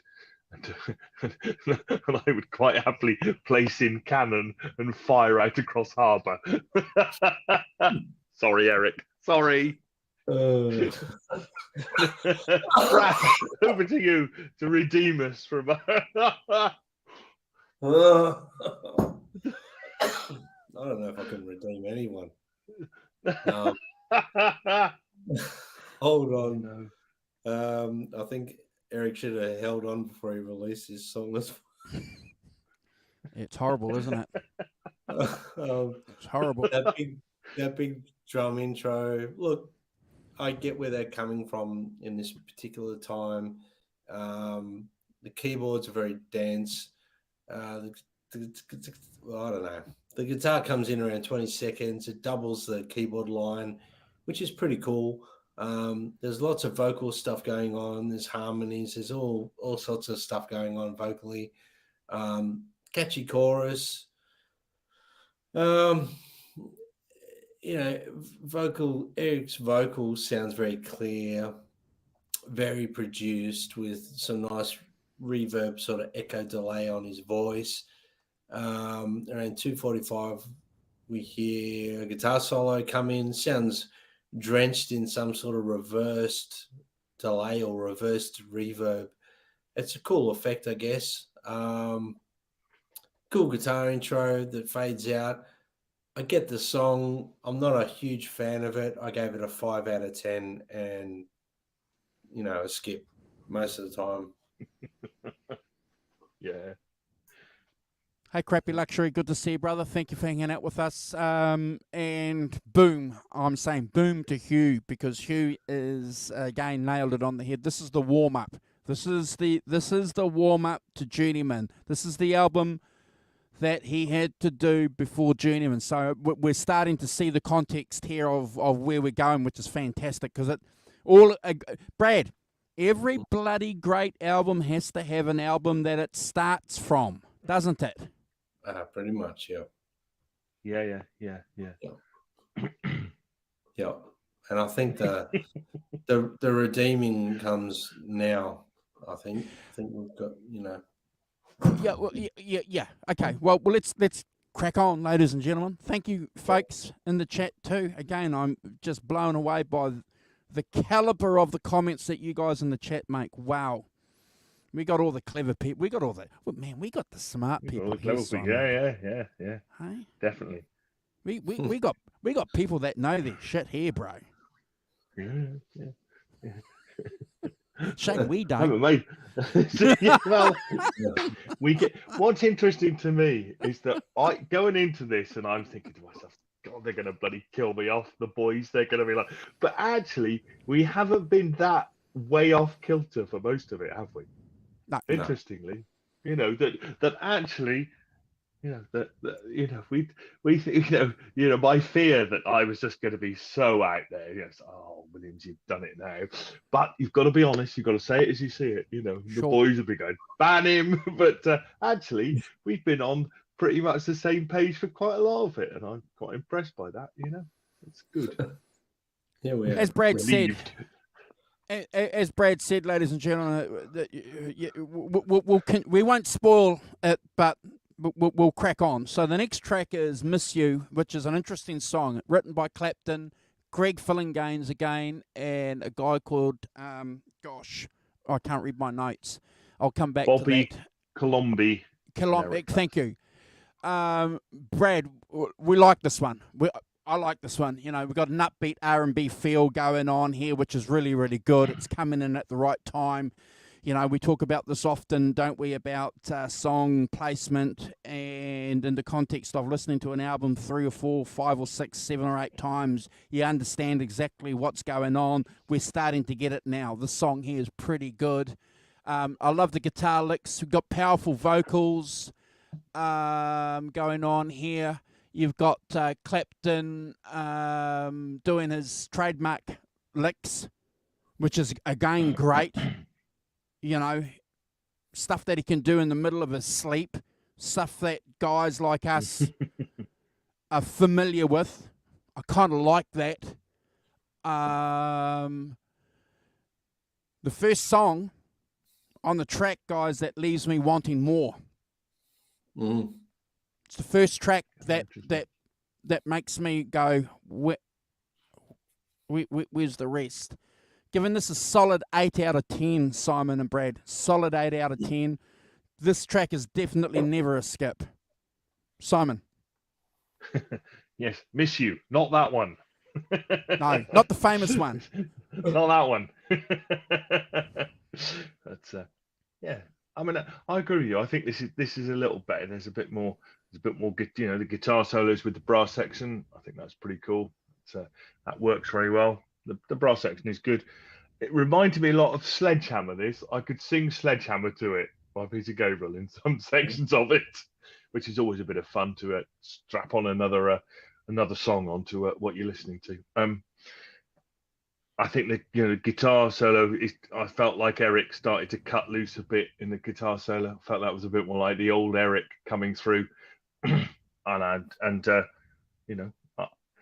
I still felt, Andrew, I felt that that the end bit was too long myself. I think I would have shortened it myself. Oh. I didn't feel like I needed any more of it, but I think by this stage I might have been getting a bit jaded by it. It's very difficult to come in the middle of an album, isn't it? I'll come in on track 8, see what happens. Fresh. So you've got in the context of what's gone before as well. I think I was getting a bit jaded by it. I gave this a 6.5 out of 10, but I wouldn't necessarily skip it. I think I could face it from one end to the other. Brad. The Backdoor Man. Miss You. I really dig this song.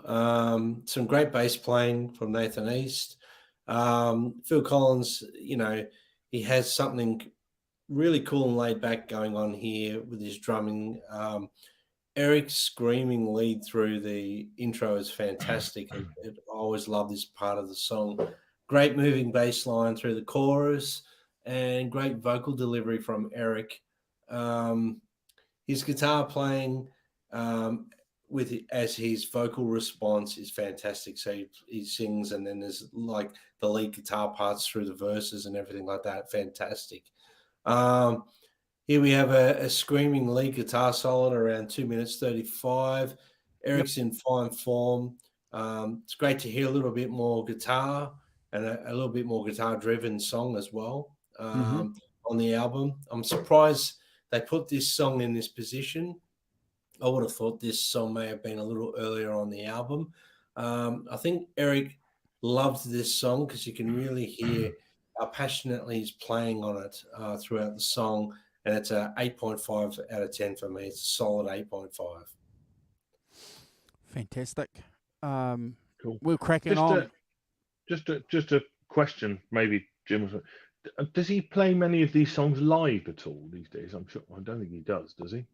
I'm just asking the question. But, I think they might be only tearing us apart now that he's playing. Right. He's still playing. I think he's playing that now on this tour in Japan. No, okay, And, cool. And Holy Mother, he's played many times on and off. Through the 80s and 90s, So we're cracking on, ladies and gentlemen. Holy Mother, written by Clapton and by a guy called Stephen Bishop. This song, as we've already alluded to, went on and became a bit of a crowd favourite for a lot of reasons. It's a beautiful song, ladies and gentlemen, in my opinion. It's one of Clapton's great songs. It's an underrated song, in my opinion. I think it's definitely a sleeper. The lyrics are fantastic and beautiful. The word poignant comes to mind. It was a song, obviously, that Clapton, as a songwriter, as a performer, as a bluesman, understands very clearly when you consider, and we all know this because we're Clapton fans, we all understand where he came from, finding out that, his mother wasn't his sister, That's right, and if you've seen 24, what is it, the film Life in 12 Bars, where he talks about that in some detail, it's amazing. So I can't help but think that the song is a song born out of that experience, Brad and Simon. I love that. I think it's fantastic. You've got a beautiful sweeping guitar solo going on. This is the best song on the album for me. It's 10 out of 10. It's never a skip, Simon. Well, apparently this is influenced by Purple Rain. Apparently he was in the midst of a massive downward spiral with drink and drugs, and he went to see Purple Rain in the cinema in Canada, and he had no idea who Prince was, and he said it was like a bolt of lightning. In the middle of my depression and the dreadful state of the music culture at the time, it gave me hope. He was like a light in the darkness. I went back to my hotel room, surrounded by empty beer cans, wrote Holy Mother. So I think that as Jim said, that it's a proper song, and it sounds like he put some effort into it. I suppose Purple Rain. Thank you, Jim, for reminding me about that. I think that you're right. It's kind of that again. It's got that kind of 80s kind of chorus, isn't it? That picking arpeggio at the beginning, which is cool. Just a tambourine keeping time. I think he sings, really well on this. I think, that starts coming through properly as a thing. Bass and keys, I can go with it. The drums don't come in for a minute, so it's just him and stuff, which is, so some arrangement. There's some decisions about which I think do well. I mean, they have backing there, so choir like backing vocals as well. Skip the sort of other things. So I think this is the standout track on the album myself, and I gave this an 8 out of 10, and I wouldn't skip it. So I think that this is the one for me. But probably the redeeming song on the album. But yeah, Mm. Brad. Is there any truth to the fact that this was dedicated to what's his name? The guy from the member of the band, the lead singer, Richard Oh Manuel, who yeah, was in yeah, Richard Emmanuel, who hung himself and committed yeah. suicide. Yeah, there is something So in there about that as well. Yeah. yeah. So if you've ever lost someone close to you or a friend or whatever who's taken their life, when you listen to this song, it really hits. You really feel it, and it's got that beautiful, delicate intro, which has got that 70s vibe for me, that Clapton 70s era vibe for me, almost from the Layla period and things like that. I'm hearing that sort of sound coming, or 364, was it 361 Ocean Boulevard, that sort of thing. I'm 461. hearing that in that delicate intro. 36, what is it? 461. 364, yeah, I thought so. He comes in singing very softly and soulfully, very dynamic. It's a song, in my opinion, of prayer, and Eric's vocal is amazing. There's some wonderful angelic backing vocals throughout the song. The band's on point. They're playing very laid back and very dynamic for the song. Great guitar playing. We finally, we're hearing Eric's slow hand, what I picture when I hear Eric's, slang name, slow hand. I know what the reason why they called him slow hand, but I hear something about his playing when I hear that name, slow hand, and I picture his playing like this when I picture slow hand. And the solo from 3 minutes 20 is classic Eric slow hand Clapton, in my opinion. He has the Stratocaster singing beautifully. Eric plays some wonderful licks. His feel is amazing on this song. He has a wonderful way of playing on these ballads with melody and amazing feel. I was trying to explain this to someone the other night about Eric's playing. There's something about the way he plays on a ballad or a slow song. He knows when to put the note in, bend it, and he knows when to release in. It's like this thing, and it's not a lot of players do it like Eric Clapton. The only one that and forgive me if this actually sounds like I'm waffling, but the only person I can think of that does that same sort of thing that I'm thinking about in my head, where they bend a note, they let it sing with vibrato, and then they release it at the right time of the chord structure, is someone like Slash when they play on stuff like Estranged or November Rain and things like that's what I mean. Is Clapton's got that thing that is quite remarkable about his playing. His timing is remarkable. The song fades out, and for me, I'm wishing it wouldn't fade out. So it's definitely, this song is my favorite on the album. It's a 10 out of 10. Never a skip, guys. Brilliant, and everybody else is agreeing with us too. It seems Derek is saying something similar to what we've been saying. Hugh, Alan, Jim. So, and again, I'm going to have to back up what Crappy's saying here. Holy Mother, presence of the Lord. Yes. Dovetail. Good comparison. Good comparison.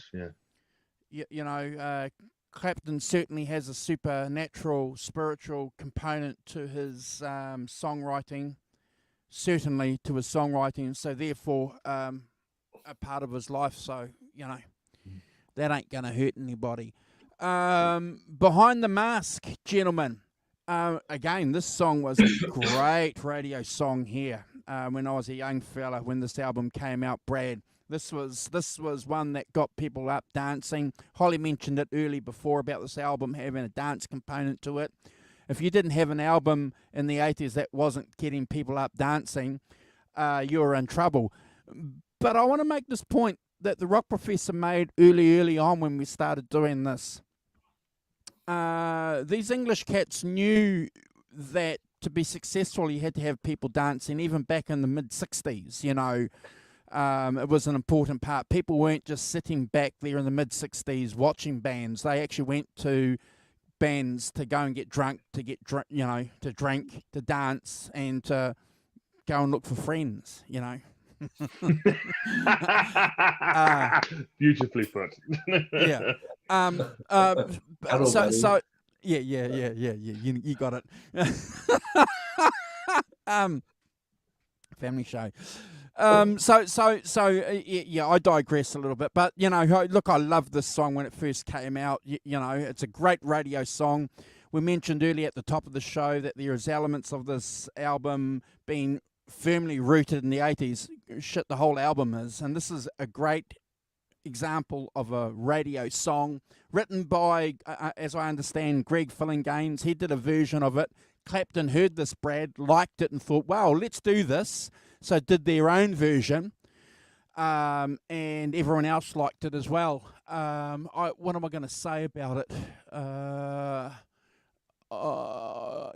going to leave it at that. I'm going to let you guys have something to say about the song. Again, one of the interesting things about this album, we've mentioned "Hung Up on Your Love" being a song that Clapton's never played like on any other album.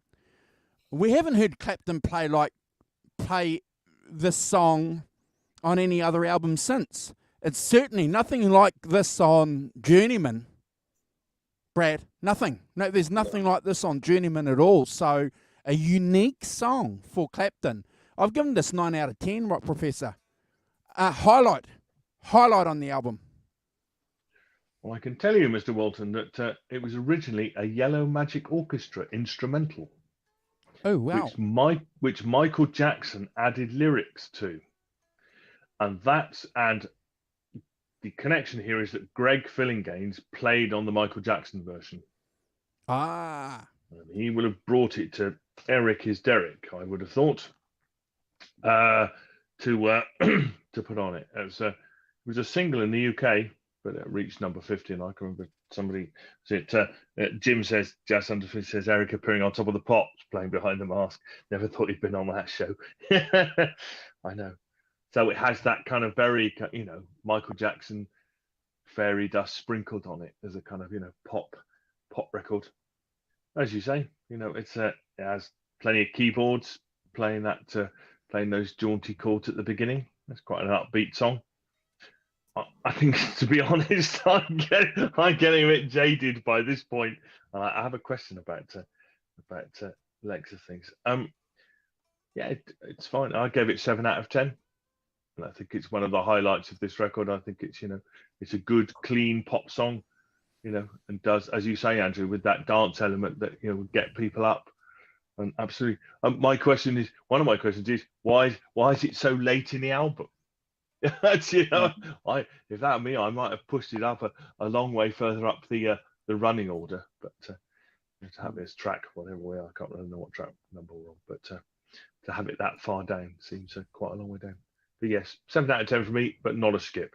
Brad. Behind the Mask. Another very 80s sort of synth vibe going on. Snappy drumming and very snappy bass playing throughout. Eric's vocals very strong. Has a lot of backing vocals and catchy chorus. Another great solo. For me, the song begs for a little bit more guitar at times. Yep. I wish it had a little bit more guitar in it. That would give my ranking a little bit higher because obviously it's Eric Clapton and I love hearing him play guitar. But it's a great song. And, on the album, I think I ranked it 8 out of 10, never a skip. Brilliant. Ellen agrees with us, 9 out of 10. So she thinks it's pretty good. And Jim, you're right. I do remember. I'm searching my memory banks. I do remember watching that Top of the Pops thing. Yeah, I do remember it. Clapton, the pop star. The last track, ladies and gentlemen, is Grand Illusion. So if you guys didn't rank this, that's okay. It's on Spotify. It wasn't on the did first. Rankin. You did rank it? Okay, it wasn't on the I first did. LP. It only became available on the CD. So, but look, I've ranked this, guys. Wow, echoey guitar sound going on there, Brad. I like that echoey guitar sound with the synthesizer backing. It's not overdone. It's not overdone like the previous tracks. There's a bit of delicacy going on there. Clapton's solo is inspiring, and then you've got Phil Collins providing, obviously, the Rock Professor's favourite drum sound. So thrilled. Just to add, that salt and pepper on that steak, Bit extra no, seasoning. it's not salt and pepper. No. It's garlic butter sauce. The garlic butter sauce on that steak.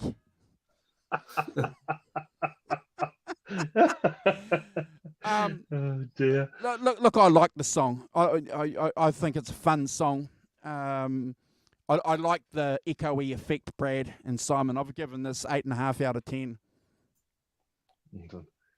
Yes, I mean, it's I thought that kind of slow synth drums and voices that was very kind of Peter Gabriel, kind of, you could see it's right in that 80s kind of synth pop world. I thought it didn't sound like Eric very much. It does not. I mean, that's not a bad thing. I just didn't sound like a.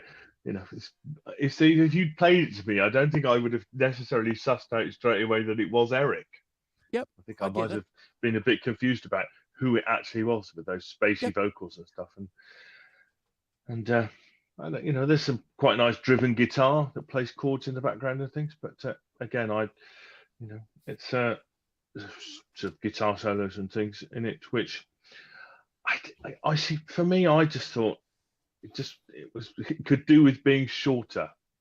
I've gone a bit less is more on some of the tracks on this album, because I think that kind of, if your heart's not in it, or I can't feel your heart being in it, then I think you should stop earlier rather than later. Not spend a lot of time proving to us that. Crappy's not holding back his punches. Ruined by Phil Collins. Would have been way better if he called in sick that day. Crappy, you and me, mate. I can't. The drums, man. I'm sorry. So I gave this a 5 out of 10. I couldn't really go for it. I think, as I say, I got to the end. Could I just say this, just to make you laugh? Both time I listened to it on Spotify in my car, on Spotify it runs off the end of the album, and then it'll play something else. Yeah. So the first time music. The first time it did it played "Love Ain't for Keeping" by The Who, right? Which is like, wow, listen to that. And the second time, this is even more unfair, by the way. Last night I was driving back from Bristol, and last night the next track after it was "Let Me Love You, Baby" by Stevie Ray Vaughan. Let me say, you thought, oh dear, that's not good, is it? Was. I mean, the contrast you can imagine, Brad. You can imagine the contrast between that and Grand Delusion, and then you go into Stevie Ray Vaughan. Absolutely, hitting you in the face with it. It was just, it was fairly priceless. It did make me laugh out loud. It's like, that's terrible. Don't do that again. Yes. So yes, well, that's Spotify. They're really trying to rub it in and make the contrast of the two songs by going clearly, song, yes, and then listen to this. I did. Anyway, what do you have to say about Grand Delusion, Mr. Cook? Okay, it's a very mood-orientated introduction to the song. Some great drumming and bass playing. Atmospheric sort of vibes happening. I've written here, Eric's vocal is great, very strong and dynamic. This song sounds like it could be written to be a soundtrack to a movie or something. That's what it sounded like to me, in my opinion. And the solo at 3 minutes kind of saves the song for me.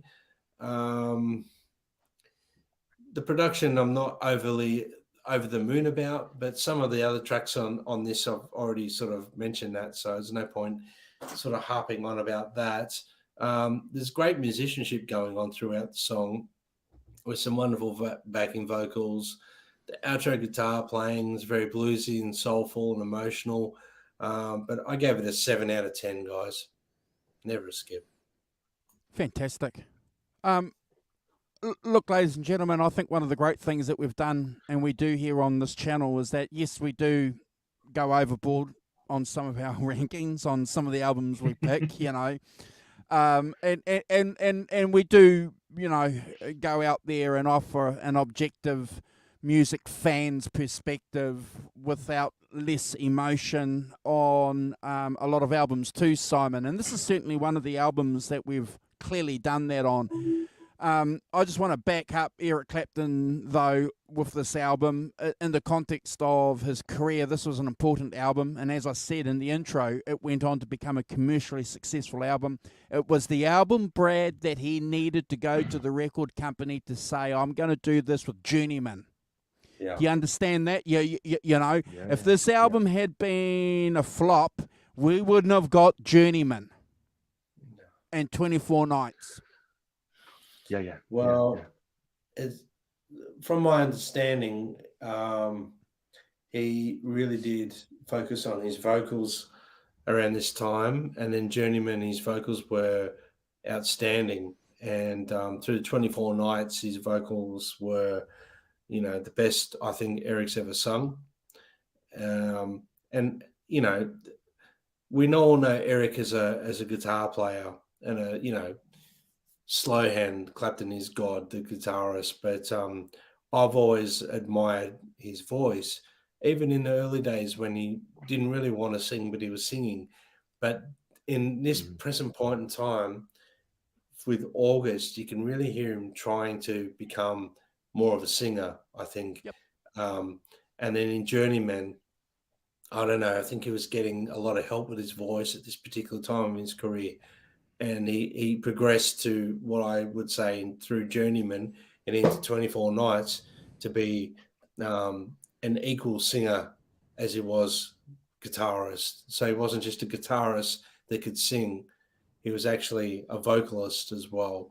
And because a lot of people see that about people like Stevie Ray Vaughan, Eric Clapton, the classic blues guitar player, you know, they're a guitarist that sings.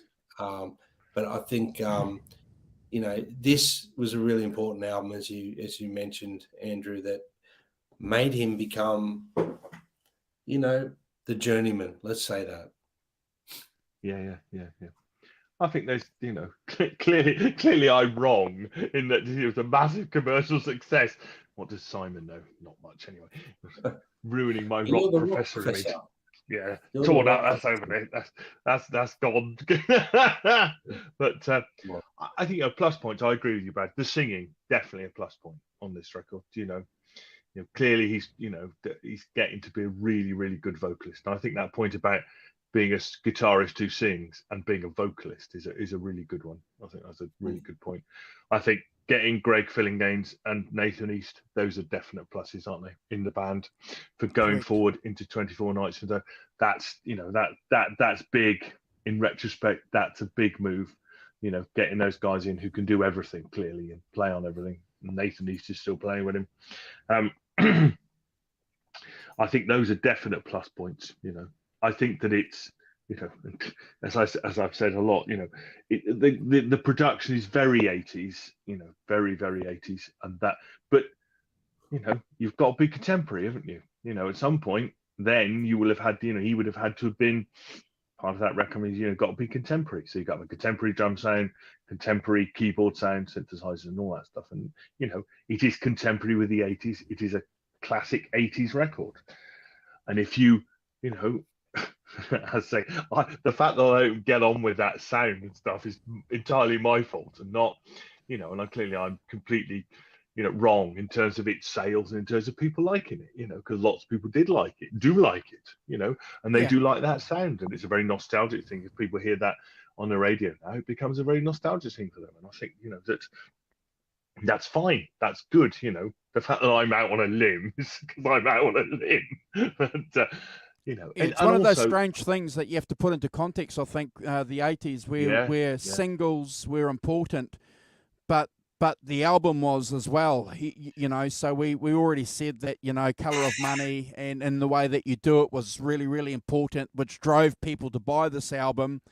And Mhm. and you couldn't fake the album sales back then.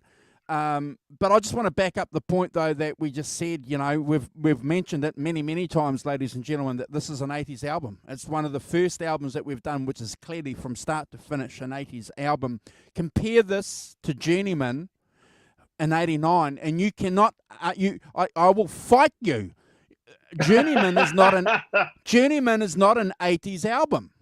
You No, can't no, argue no. that Journeyman is like this album, Brad. The dichotomy between these two albums, the tonality, its production, and Jim has mentioned it here with Russ Tuttleman coming in. Clapton taking a direct control over the production reins. He had no idea how significant and how important and how much of a superstar he was going to be, Simon, when Journeyman hit. He had no idea how important that album was. No, indeed not. That's right. And that's and as I said at the beginning, it's reserve Eric's right to have a career, to have an Sure. arc, for that career to have an arc, and like most artists, pretty much all artists, you're not going to like everything they ever do. Well, you It's ladies and gentlemen, wait till we do. There's one in every crowd. And old sock. We got some. We got some. gems. We got some lots of four. There's some albums that got a lot of fives on them. I have to say, I don't know if I've heard Old Sock, but frankly, an album called Old Sock, really, who thought that was a good title for an album? Anyway, Simon Brad, Old Sock will be the last record this channel does. It's like Thelma and Louise. Is it? We're going to drive ourselves off the cliff. That will be. Don't go and listen to it, ladies and gentlemen. Do yourself a favour. So, in other words, if you ever pick Old Sock, we know the channel's over. Yeah, we're being fired. Yes.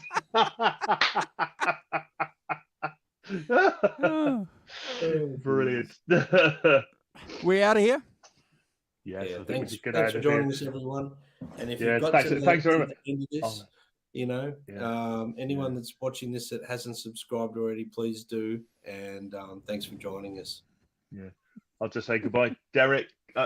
Could I say fantastic comments in the chat from very knowledgeable people who know better than me. So, Derek, Hugh, Caldwell, Holly Lewis, Crappy Luxury, Johnny Heartbreaker, great stuff. Thanks, guys, so much for all your comments. Jim, just under 50. Thanks, Jim. Always knowledgeable and always, have to put up with my nonsense. Thank you so much for that.